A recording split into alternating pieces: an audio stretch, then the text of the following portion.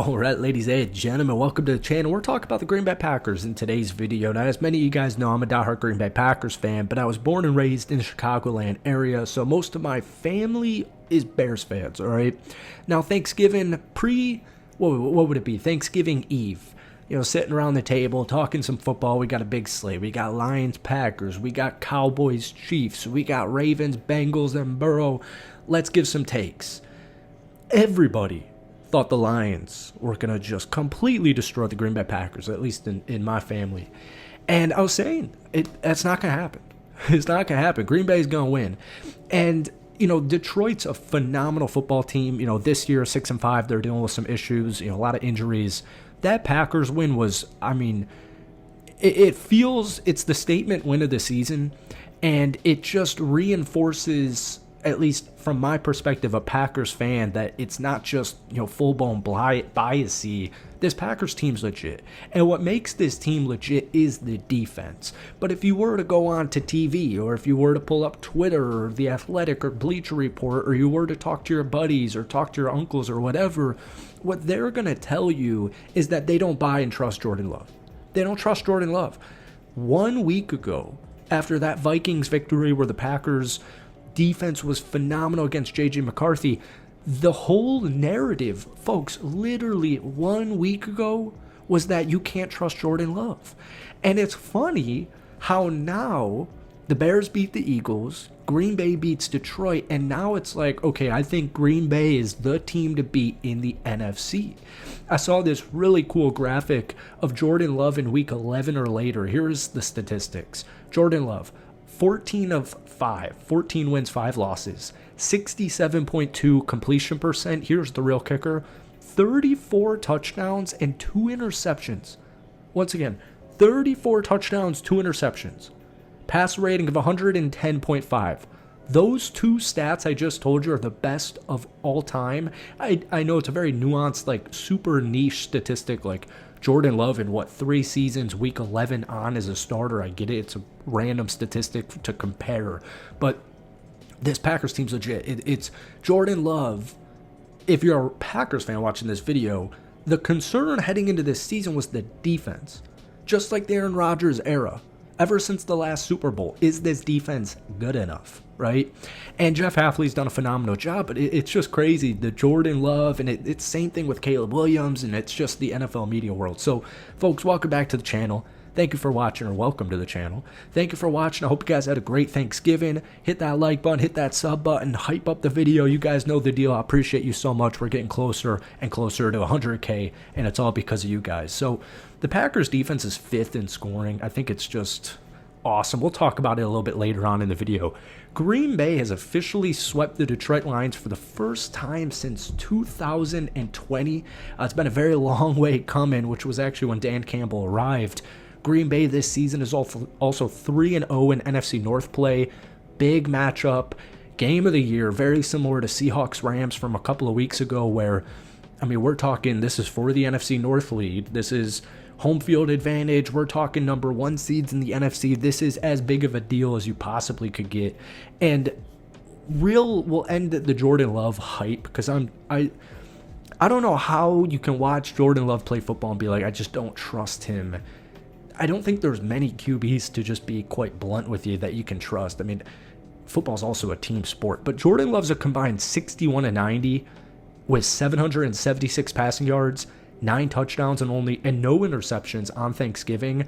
You know, on this past Thanksgiving, 18-30, 234 yards, 4 touchdowns. It was the 3rd 4-touchdown game of his career, his first since week 6 of last season. I'm big on Jordan Love, and it's, so what, 8-3-1? That tie is so stupid. I hate ties. It's so ugly. I remember 2 years ago, the Green Bay Packers, in that year we started 3-6. It was Jordan Love's first year as a starter. I was sold on Love in that 17-point 4th quarter comeback against the New Orleans Saints in like week 3. But I remember watching, like, losing to the Giants with Tommy Damn DeVito on primetime football. Like, the issue's not Jordan Love, folks. The issue was the defense. And ending the offensive talk, I loved Matt LaFleur's play calling. I was even saying on Thanksgiving, like, it would be a real damn shame if Matt LaFleur got fired. And obviously the Packers have, turned around this season compared to the 2 straight losses to Carolina and Philly a month ago. They've now won 3 straight: New York, Minnesota, and Detroit. And Matt LaFleur was money, man. They were aggressive. And when this Packers offense is aggressive and they're not playing scared and they can control momentum and they can control the time of possession and they're able to run the football, this team's terrifying. On Thursday, Matt LaFleur and the Packers offense went 3 of 3 on 4th down. Dan Campbell and the Lions, they went 0-2. Those 3 conversions led to 2 early touchdowns and a final throw to Dontavian Wicks that sealed the day, which, by the way, have a day, Dontavian Wicks. We already talked about it in our rapid reaction, but an aggressive Packers offense, I do think it should terrify the National Football League. I mean, what's crazy with the Packers this season is their real big issue. They don't turn the ball over, by the way. They're first in turnovers per game, which is great, 0.6 per game, number 1 in the NFL. The issue for Green Bay this season has been running the ball, which is super odd because you got Josh Jacobs, and they're still 16th in the NFL at 117.2. We talked about this a couple of videos ago. I was saying, I was watching some dude on TV, and he was like, the Packers can't run the ball. That won't last long, and you saw it on Thursday against Detroit. 30 carries, 125 yards rushing, 4.2 yards per carry. I would love to see more Josh Jacobs, who only had 17 attempts, but I get it. He was dealing with that knee injury, and he also missed out in that Minnesota game. So as long as Josh Jacobs is healthy, I guess that is perfectly good enough. But he averaged about 5 yards per carry in that football game. The defense. Finally, we get to the defense. I was reading an interesting Athletic article. I think it was Matt Schneiderman who wrote it. And he was talking about how Jeff Hafley, the Packers defensive coordinator, has been talking to Micah about Mariano Rivera. I don't know how Micah Parsons didn't know who Mariano Rivera was before that, but he was comparing him to that Yankees closer, Mariano Rivera, Hall of Fame closer for the New York Yankees not too long ago. And Micah has been better than advertised, to just be honest with you. And I will admit the Devontae Wyatt injury is devastating. The Tucker Kraft injury a couple of weeks ago, that was also devastating. That Devontae Wyatt injury really, really sucks because that dude is somehow a hidden gem unless you're a Green Bay Packers fan. So Mike is currently 3rd in the NFL with 12.5 sacks on the season. But according to True Media, he leads the league with 7 sacks in the 4th quarter. This dude's got 7 sacks in the 4th quarter. He also ranks 5th in 4th quarter pressure rate at 18%, which is nuts. And he's also tied for 3rd with 25 total quarterback pressures in that 4th quarter. So 2.5 sacks in that game. No Quay Walker. Isaiah McDuffie is also just kind of a hidden gem unless you're a Green Bay Packers fan. Evan Williams.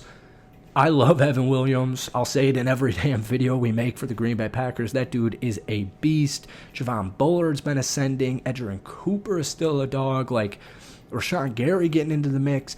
This Packers defense, it's just something I haven't seen since, or at least felt since, I would say, Clay Matthews type, Charles Woodson, AJ Hawk, Super Bowl 2010, right? That's how I feel about this Packers team. They might even be better defensively, and it's crazy, and they're also so young. At this point, I'm just glazing my Green Bay Packers. So, folks, thank you so much for watching. I hope you enjoyed it. Hit that like button, hit that sub button. You guys know the deal. Let me know your thoughts on this Packers team.